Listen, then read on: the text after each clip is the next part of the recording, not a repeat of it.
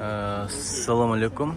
Hormatly замандаштарым, мына маңдайымдағы Jack фирмасының азыр заводында жүрөбүз, Кытайдагы.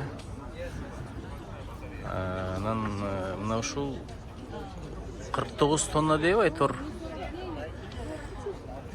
электромобиль экен. Электромобиль экен, карасаңыздар. Бул жакта аркасында мына ушул станциясы экен, тетиги мотор экен. Электромобиль. Бул болсо гибрид машина экен. Өзүнөн өзү газга ушул эле мезгилде электромотор котуп турат экен. Бул дагы электромобиль экен. Андан кийин бул автобус деле электромобиль экен. Бирок бул автопилот экен.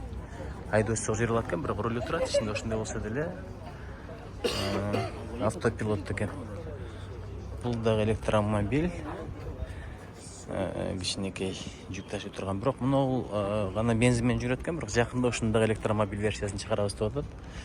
Бул дагы электромобиль. Мына дагы автопилот, айдоочусу жок режимде жүрө турган кулатыптыр. Бул дагы электромобиль экен. Бул болсо айымдар үчүн аябай жакшы деп башында айтып кетишти. Айтор дүйнө ушул электромобилдерге баратыптыр. Кытай бул жагынан жакында бир алдыга чыгат окшойт. Биз азыр тигил жакта көрдүк, Формула 1ге катышкан атайын формадагы унаалар болот эмеспи, ошондойду чыгарган экен. Ушу биринчи эле катышкан дейт, жалаң электромобилдердин арасында биринчи орунду алган дейт.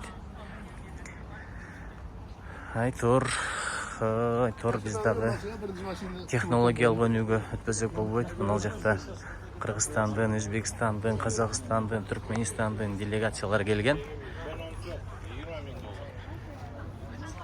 Бар болуңуздар.